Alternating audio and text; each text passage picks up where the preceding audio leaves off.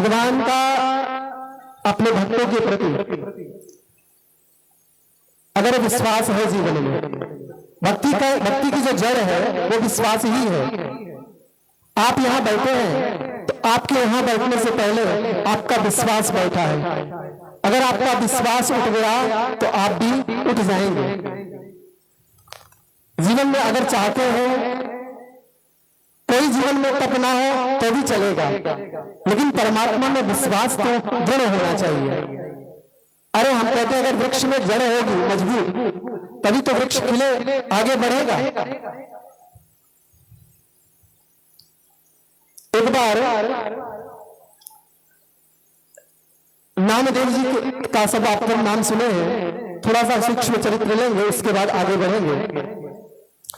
एक बार नामदेव जी वहां पे जहां विराजते थे पंढरपुर में, तो मुसलमानों का जो शासक था सिकंदर लोधी, उसने नामदेव जी को बुलवा कर कहा कि नामदेव जी, मैंने ऐसा सुना है कि आप साहब का दर्शन करते रहते हैं, तो जरा हमें भी एक बार साहब से मिलवा दीजिए और कुछ विचित्र चमत्कार दिखलाइए।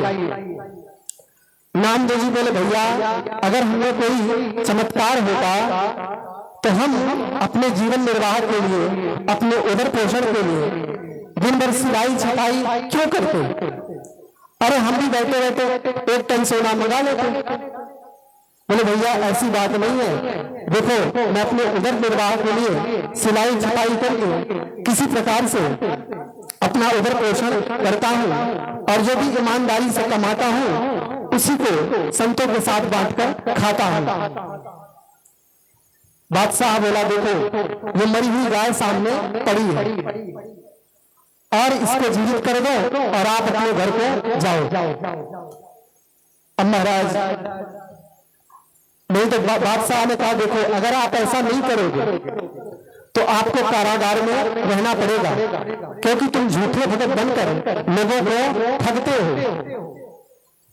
नामदेव जी ने भगवान का स्मरण किया और भगवान से प्रार्थना की, सुन जगदीश विनती हमारी, तेरो दास आस नहीं तेरे, इत करू कान मुरारी, जो कहूं या के कर्म ही मोल है, जीवन लिखो विधाता। नामदेव जी ने प्रार्थना की कि प्रभु हम आपके दास हैं तो हमारी आशा भी केवल आपसे है, इसलिए हे गोविंद तो इतना काम आप करिए। अगर इसके कर्म में, इस गाय के जीवन में अगर आयु नहीं लिखी तो नामदेव के जीवन से आयु लेकर के इस गाय को जीवित कर दीजिए, नहीं तो हे गोविंद हमारी बेइज्जती नहीं होगी, दुनिया आपको कोसेगी, आपको कोई मानने वाला संसार में बचेगा नहीं। जैसे ही इतना संकल्प किया, प्रार्थना की, वो मृत गाय उठ के जीवित हो गई। बादशाह ने जब इस घटना को देखा उसकी आंखें फटी रह गई, नामदेव के चरणों में गिर पड़ा, बोला महाराज क्षमा करिए, हम तो केवल परीक्षा के लिए आपको बुलाए थे। बादशाह प्रार्थना करने लगा कि अरे प्रभु मेरी एक प्रार्थना है कि आप हमसे 2-4 गांव देश जो भी आप चाहें हमसे ले लीजिए, जिससे संसार में मेरा भी कुछ नाम हो। नामदेव जी बोले, भैया हमें कुछ नहीं चाहिए। फिर भी बादशाह ने अति आग्रह से एक मरी जड़ी सैया नामदेव जी को प्रदान की। अब महाराज नामदेव जी उसको सिर पर अपने लाद लिए और लेकर चलने लगे। तो बादशाह बोला, नहीं नहीं नामदेव जी आप ऐसा मत करिए, मैं 10-20 आदमी आपके साथ भेजता हूँ जो इस सैया को आपके निवास स्थान तक पहुंचा देंगे। नामदेव जी बोले, मैं भगवान का सेवक हूँ, इसलिए मैं ही ये पलंग लाद के ले जाऊंगा, क्योंकि भगवान इस पर शयन करेंगे और मैं उनका सेवक हूं तो सेवा मुझे ही करनी चाहिए। अब महाराज नामदेव जी उसको अपने सिर पर लादे, फिर भी बादशाह ने कुछ अपने सैनिक नामदेव जी के साथ लगा दिए, क्योंकि वो मूल्यवान सैया है, रास्ते में कोई चोर डकैत ना परेशान करे। नामदेव जी अपने सिर पर लादकर उस सैया को ले जा रहे थे। मार्ग में यमुना नदी पड़ी। नामदेव जी ने विचार किया ये मूल्यवान पलंग है और अगर ये मेरे पास रहेगी तो अगर मूल्यवान वस्तु है तो इसकी सुरक्षा की जिम्मेदारी मुझे सताएगी और किसी मूल्यवान वस्तु को रखना वजन में बाधा निश्चित रूप से पड़ेगा। यही विचार करके मार्ग में यमुना नदी के अथाह जल में उस पलंग को नामदेव जी ने डाल दिया। अब महाराज जो सैनिक थे उनकी तो आंखें फटी रह गई। नामदेव जी तो अपने घर को चले गए। सैनिकों ने भाग करके बादशाह को सूचना दी। बोले महाराज वो तो आपकी जो सैया थी वो तो जल में चली गई।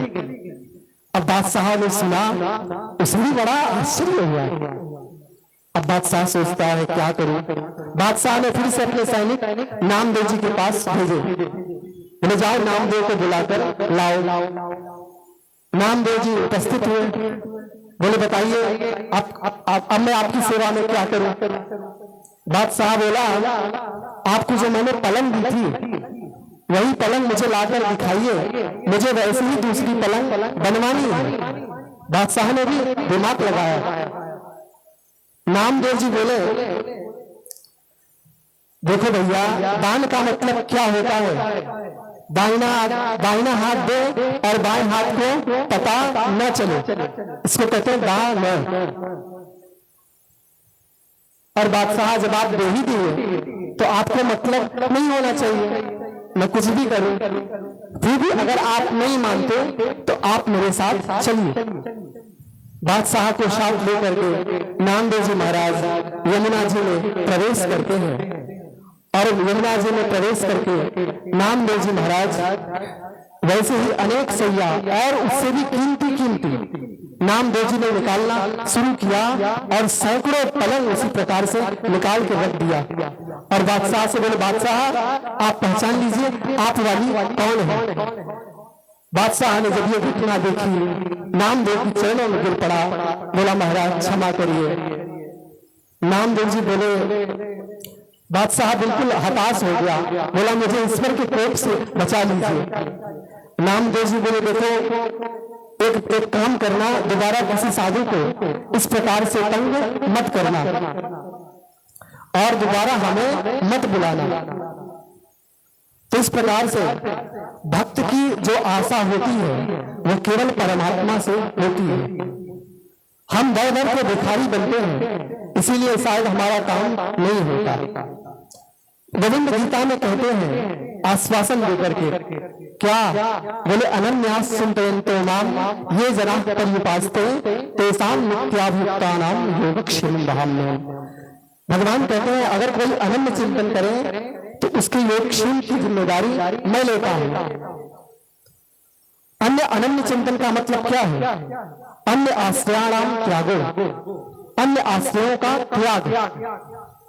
हम अपने कामनाओं की पूर्ति के लिए हम सोचते हैं ये काम बुद्धि से हो जाएगा, ये काम हमारी विद्या से हो जाएगा, ये काम हमारा अमुक व्यक्ति के द्वारा हो जाएगा, ये काम हमारा हनुमान जी महाराज कर देंगे और ये काम हमारा दुर्गा मैया कर देंगी और ये काम तो भोलेनाथ कर देंगे।